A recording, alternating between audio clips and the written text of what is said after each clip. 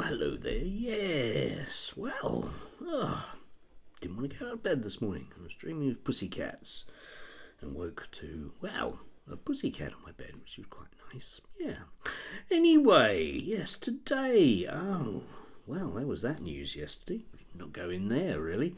And there was the news, obviously, coming out of Russia, and I'm not going there today either. I might well come back to that one, because it'll be interesting to juxtapose the justified actions of a very hurt Russian state and the totally unjustified actions of a small group of freedom fighters, Islamists, people. Yes, inevitably.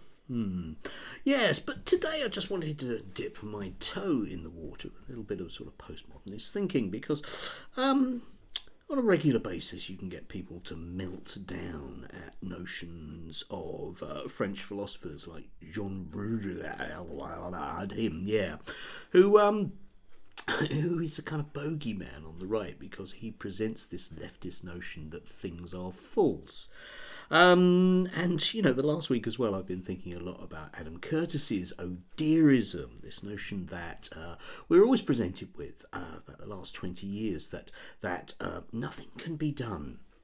Everything is impossible. And you end up with this notion that it's just simply, oh dear, because the state cannot do anything, even though patently it can. And even though patently there are things staring you in the face, they appear magically not to be staring our political masters and media masters in the face at all. So you end up with this very, very strange sense of unreality, and I think everybody has it at the moment. You know, one of the reasons why I might argue why everyone's feeling down at the moment, not as down as Uzbekistan, but we're working on it, yeah, is, of course, this sense of total deconstruct between what the meanings that there are, the symbols, if you like, in a French sense, in our everyday life, and what we're actually presented with. Marshall McLuhan would be turning in his, well, probably pot, wouldn't he? Yeah, so I thought we'd just have a look at some of the headlines from last week, just from the Daily Telegraph. I mean, you know, we were presented with this one. Mental health culture has gone too far, says Stride, which is a fine example of this notion that nothing can be done. People will just sit and simply shrug their shoulders. Having impoverished people for 15 years, certainly, and made their lives in every way you can think of as miserable as possible, they have no idea why people might be unhappy. It's just one of those things, oh dear, that we don't really know, and therefore people should just, well, ignore it. Appears to be the advice of the government, yeah? Because the government can't do anything about it. No. We have, of course, the inevitable notion of Gaza, whereby daily anybody with a Twitter feed or similar will be presented with the most obviously horrific crimes against people in that region. And yet the media are worried about the feelings of certain commentators who don't want to go out.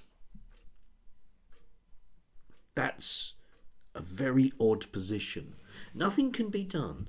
We can't call for a ceasefire. We can't stop selling arms, even though it's the right thing to do. But most of all, what we need to be concerned about is Zoe Strimple and others who might feel a bit anxious on the underground. That's the issue. Or maybe not. Yeah? What else? Oh, yeah, inevitably, Michael Gove, who has to stand up in the House of Commons and use the privileges of that house so he doesn't get sued by people who he's then going to call extremists. Well, if they're extremists, mate, it's probably going to have to stand up a bit better, isn't it?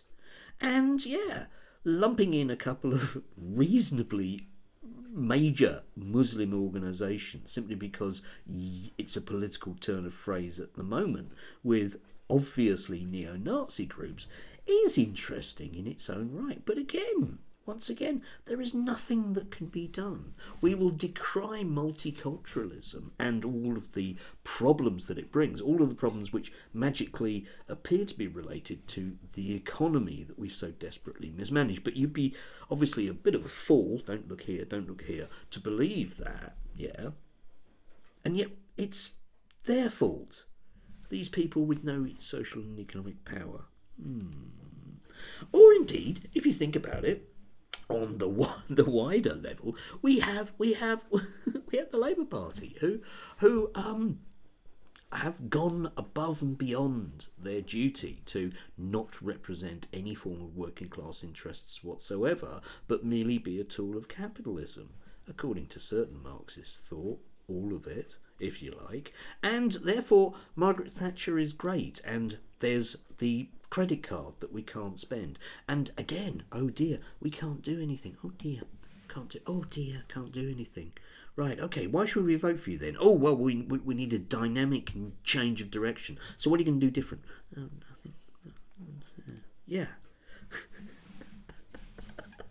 And for me, yesterday, it reached the absolute apogee on Twitter, which was this and this perhaps is it in a nutshell, the fact that you can't mention Brexit, right? So you get Jacob Rees-Mogg, who cannot bring himself to mention Brexit. Yeah, it just doesn't exist. Brexit isn't a thing that actually happened, according to these people. Or this one, yeah? Everyone's piling in because it's easier to talk about this than the small boats crisis. Yeah, that's the other thing that everyone's really concerned about, aren't they? Yeah, yeah, all the British public are really concerned about small boats. Oh yeah, of course they are. Of course they are. Nobody really worries about anything else in their life. Potholes, NHS, education, massive poverty increases, everybody's miserable, quality of life down the pan, housing, everything, yeah? Sewage in our rivers. No, it's all a distraction from the small boats crisis, which you notice they can't sort out. Oh dear. Astounding. You could get a few PhDs out of this. I might well work on one. Anyway, do have a lovely Saturday. Yeah, a bit late today. I might wake up soon. Anyway, tomorrow we will be following dramatic events, no doubt, at the Cenotaph, with all those tens and hundreds of thousands of people that are turning out for Turning Point and UKIP. Yeah, I'll be there. Oh, no, I won't. But anyway, yeah, that's going to be an interesting one to watch. How many people and their dog? Yeah? Less than 100? We'll wait and see.